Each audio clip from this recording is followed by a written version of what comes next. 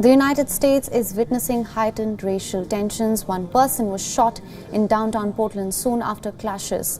The shooting was caught on camera. Reports say the man was a supporter of the right-wing group Patriot Prayer.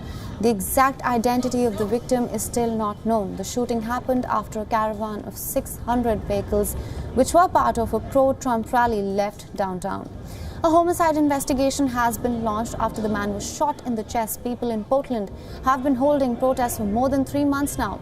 Resentment was first triggered after the custodial death of George Floyd in Minneapolis. It continues as another man, Jacob Black, was shot several times in the back in Kenosha. Prosecutors in Kenosha charged a 17-year-old from Illinois for fatal shooting of 2 protesters. The teenager faces charges of first-degree intentional homicide. Meanwhile, U.S. President Donald Trump and presidential nominee Joe Biden also clashed over the violence that erupted in Portland. Trump blamed Portland's Democrat Mayor Ted Wheeler for allowing what he calls death and destruction in the city.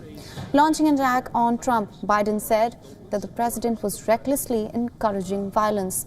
Meanwhile, Donald Trump took to Twitter and said that the only way you will stop the violence in the high-crime Democrat-run cities is through strength. The statement has not gone down well with Portland Mayor. I stand here with the police chief and the district attorney to again denounce the violence. The tragedy of last night cannot be repeated. All of us must take a stance against violence. And it doesn't matter who you are or what your politics are. We have to all stop the violence. For those of you saying on Twitter this morning that you plan to come to Portland to seek retribution, I'm calling on you to stay away. You, of course, have a constitutional right to be here, but we're asking you to stay away and work with us to help us de-escalate this situation.